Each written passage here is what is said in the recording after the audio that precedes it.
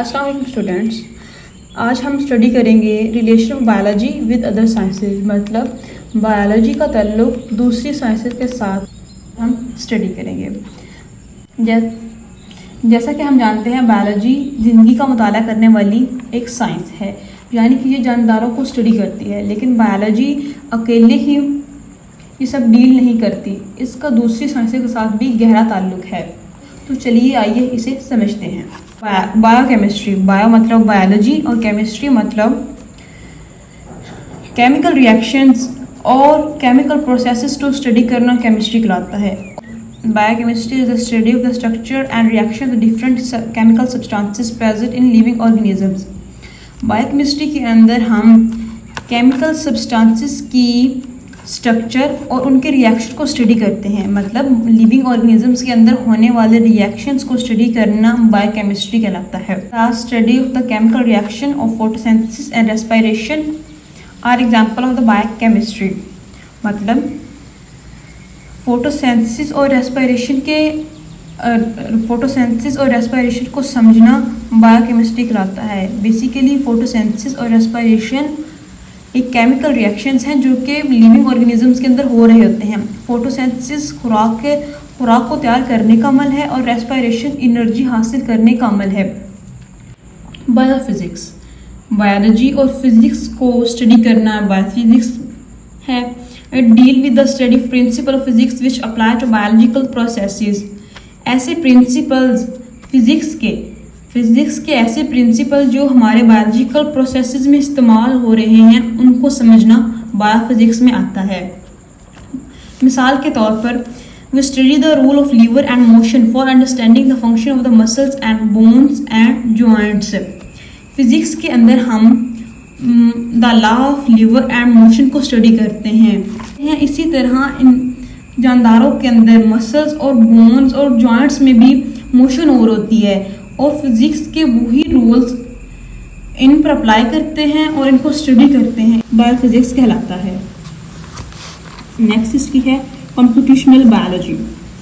Biology की इस branch के अंदर हम computational biology, in computational biology scientist use mathematical models, algorithms and computer simulations to understand biological system and relationship. Computer बुनियादी जरूरत बन चुका है और कंप्यूटर के सिमुलेशन मतलब कंप्यूटर के रिसर्च करने को यूज़ करना, math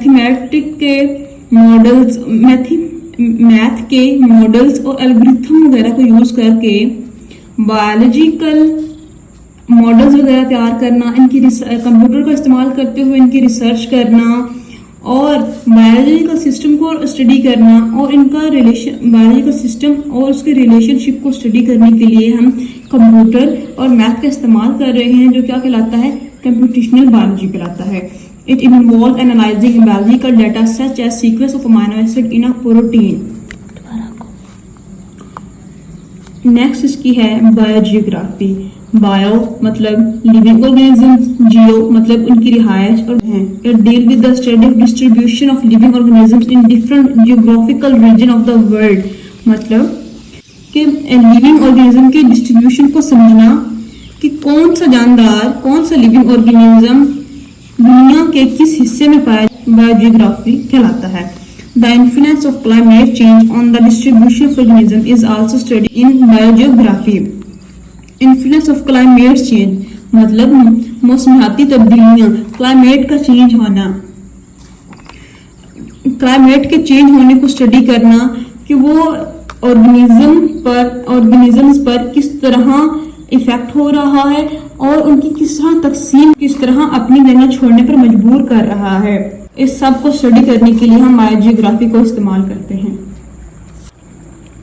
biostatics, it deal with the principle of statics to analyse and interpret data related to living organism.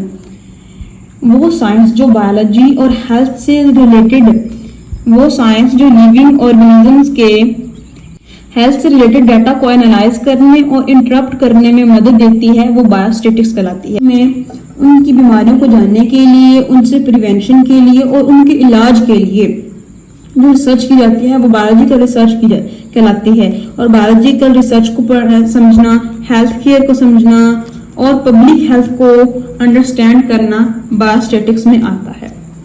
Biotechnology, it deal with the use of living organisms और their components to develop beneficial products और process for various field including health care, agriculture and environmental management. Biotechnology के अंदर मुख्तलिफ organisms के components को इस्तेमाल किया जाता है, मुख्तलिफ ऑर्गेनिजम्स के कंपोनेंट्स को इस्तेमाल किया जाता है जो कि हमारे लिए बेनिफिशियल प्रोडक्ट्स को प्रोड्यूस करते हैं।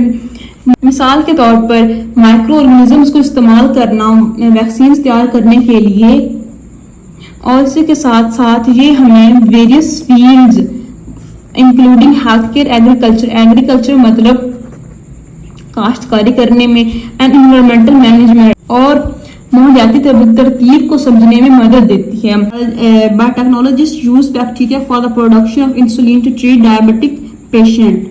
बैक्टीरिया को यूज करके इंसुलिन तैयार करना, जैसा कि हम जानते हैं इंसुलिन डायबिटीज मतलब शुगर के पेशेंट को दी जाती है।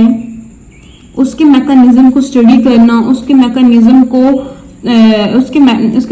स्टडी करना, उसके मैकेनिज्म हेल्प करने के लिए हम बायोटेक्नोलॉजी का इस्तेमाल करते हैं।